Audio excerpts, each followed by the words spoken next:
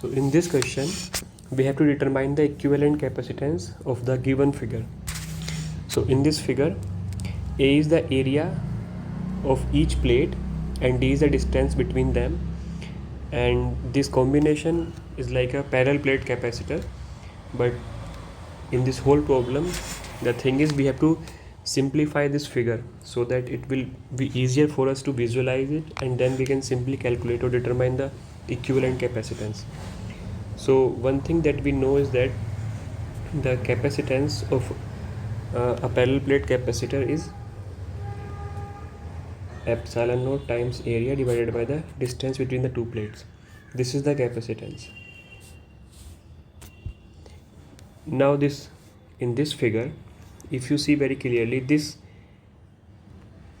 connection, it's not like it's not a resistance. This is just to demonstrate you that these plates, the upper plate and this plate, are connected. So let's name them and then we proceed. So let's say this is our first plate, this one. This is our second plate, third plate and the fourth plate. Now if you see very clearly, the first plate and the second plate and the first plate and the third plate, they both are forming capacitors. So this first plate is common for second and third plate. This one is common to second and third.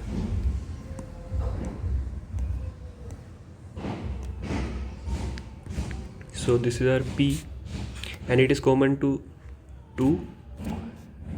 This is P and this is common to this second and third plate.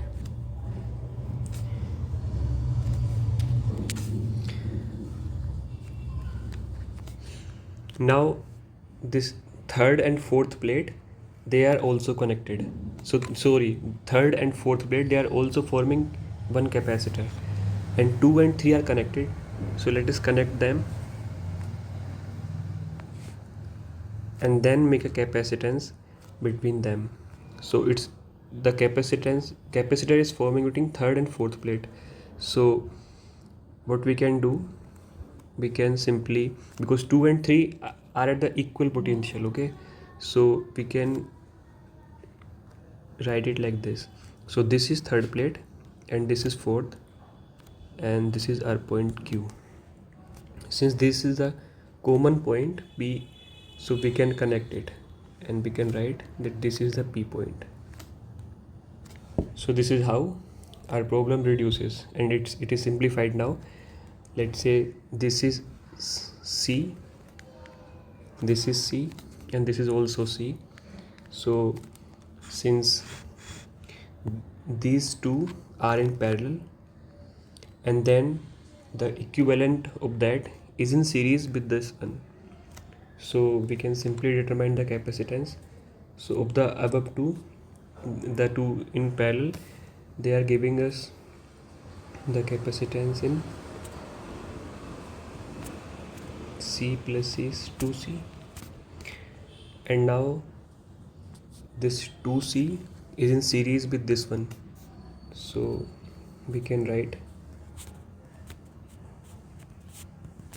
1 upon 2C plus 1 upon C, and this CF is nothing but 2C upon 3, and the C was epsilon naught A upon D.